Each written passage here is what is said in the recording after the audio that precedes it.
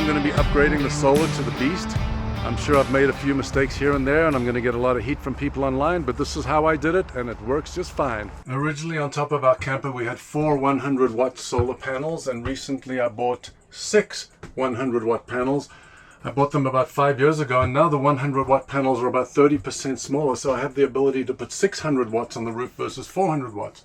Installing solar is pretty simple. It's just plug and play. You can buy kits off Amazon where you just plug in all the wires. I bought a wire kit where I can attach my own plugs on the end so I can pick my wire length. It's very simple, and I'll show you what I'm doing. So instead of climbing up the ladder each time, it's safer to come through the roof vent. Stand on the bed with a nice sheet protecting our comforter. So far I've put up the first panel over there, and then I'm putting these brackets down. And these brackets give me the ability to tilt the panel up either way if I want. I don't know if I'll actually be coming up here and tilting them to get more sun exposure, but it does give me the ability to tilt the panel up or remove the panel and keep the bracket down there if I want to clean the roof or take care of a leak. These are all the holes I patched recently. This camper's 20 years old, and I can't believe it's not leaking. But this is where I removed the old solar, and I put down some Eternabond tape, which should last for decades. But we'll monitor it and make sure it doesn't leak. These brackets, I used 3M VHB tape, very high bond tape, and I use a little butyl tape here where I put the screw in so it's not going to leak. So this has already been secured by the VHB tape. It's very, very sticky. Once you stick it down, it's virtually impossible to remove. But because my roof is one sheet of aluminum, it does pull up, and the aluminum will pull away from the wooden part of the roof. So I'm going to use these 1.5-inch self-tapping screws, and I'm just doing it by hand because I don't want to over tighten it. In the beginning I'm going to give a little bang, which makes a little dent, and then I'm going to pierce through the aluminum because the end of the screw has metal cutting blade on it like a drill bit, and then I lightly just screw it in. I don't want to over screw it. So it's a combination of the tape and the screws that are holding down the brackets, and the brackets will be attached to the solar panel. A little more. That's it.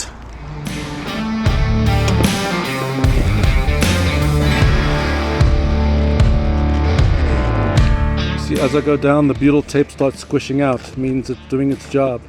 And then we get a blade and we just cut the excess away.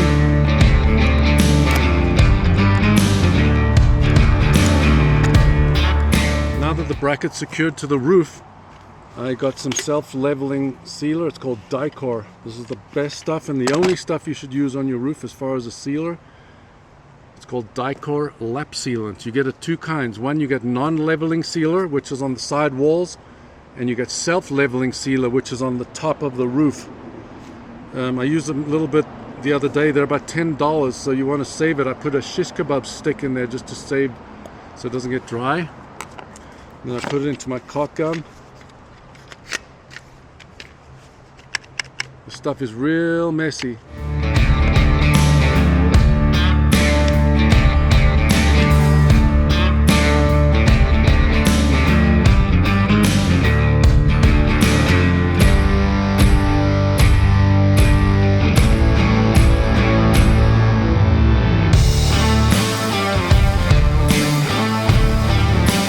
Now that I've glued down the 2 brackets and I've sealed them on all sides, I'm going to let that dry up before I put the solar panel on top. And another thing I'm going to do is I'm going to be removing the old antenna for the radio. We don't listen to the radio anymore, so I'm going to remove that and seal it.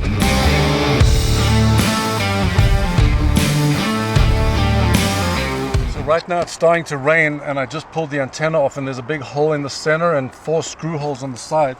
So what I'm doing is I'm taking some of this butyl tape and I'm just going to shove it in the holes. Butyl tape is basically like putty. You can take it up, you can snap it, you can roll it in your hands, and I'm just pushing it over the holes. I might seal this hole where the positive and negative solar cable went into the camper, and I might seal that and use this hole because it's a much bigger hole. I'm using thicker cable this time because I got 6 panels versus 4, so I'm using 8-gauge wire bringing it into the camper versus 10-gauge wire on the previous system. More power, thicker wire.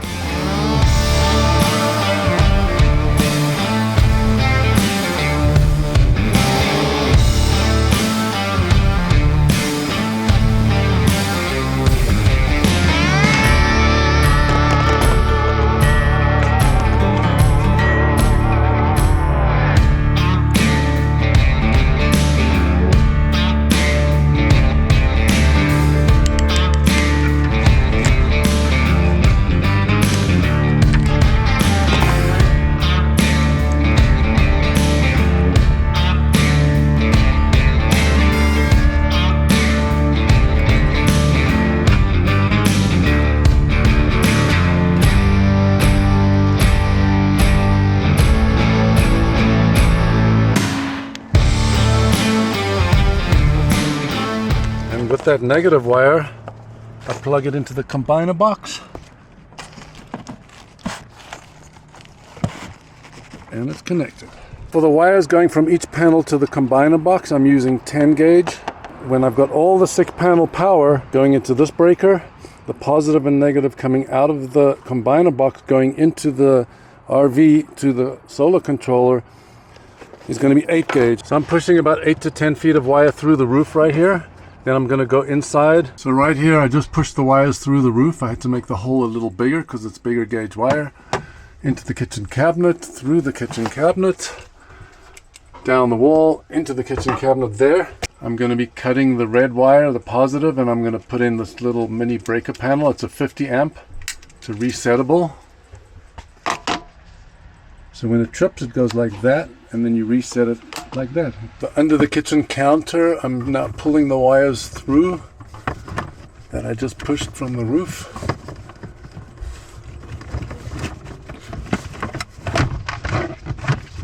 The roof, and I'm just going to shove it through the wall by the kitchen counter so it can get to the solar controller.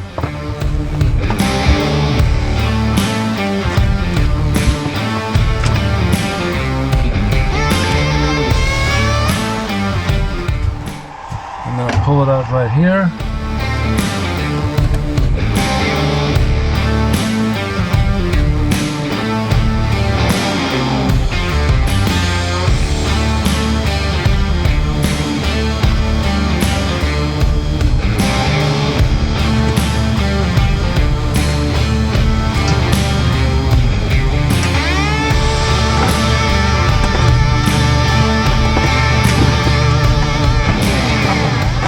Put one of these lugs on it.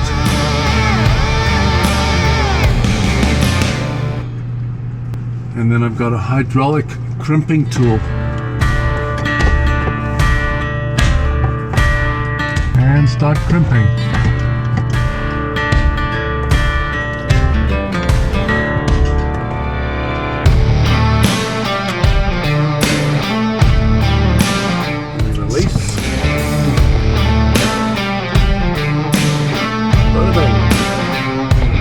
On there. Look at that. Put some heat shrink over it. Hit it with a lighter.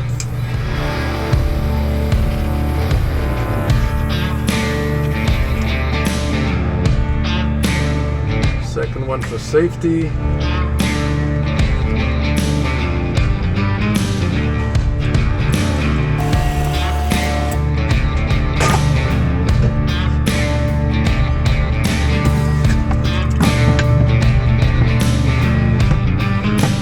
Now I'm just going to go and tighten up these nuts to the breaker.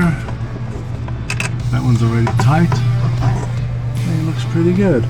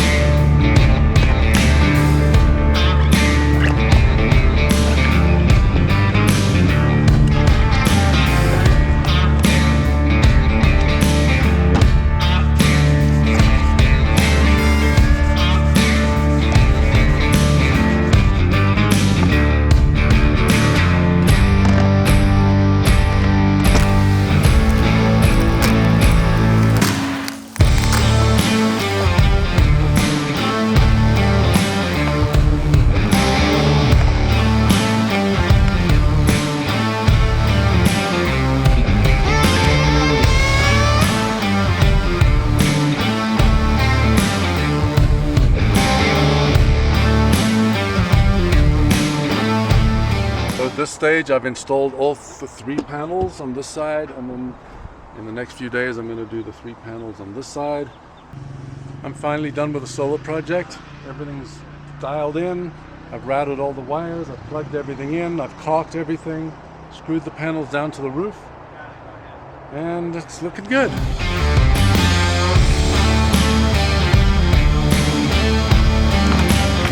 Since the solar is all installed, I'm going to give it a test. I left our spot in the back, which was in the shade, and before I left for about an hour, I put on every single thing in the camper besides the AC unit on the roof, which my battery will not run. I turned on my laptop using the inverter. I turned on all the lights, all the fans, and I wanted to deplete the battery a little bit, so I drove to the office now. We're going to see how fast it charges the battery.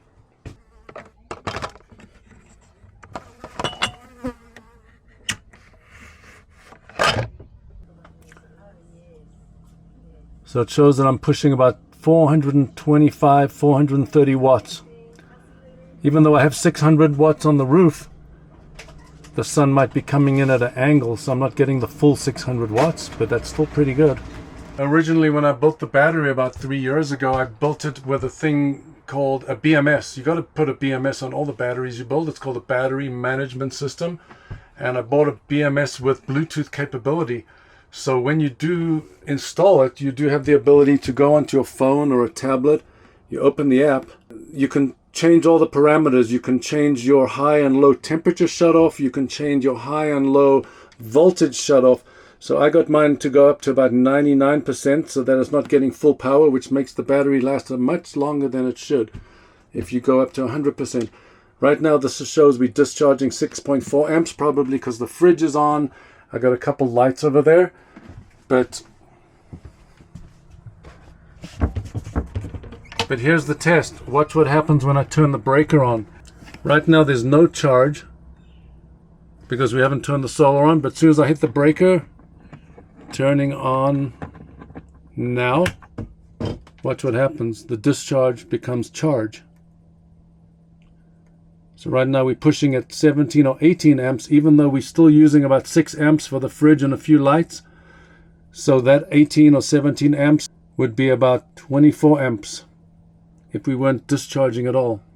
I hope you liked the video. It's not the normal ones that we put up, but it's just interesting how I installed my solar. Please like and subscribe, and we'll see you next time.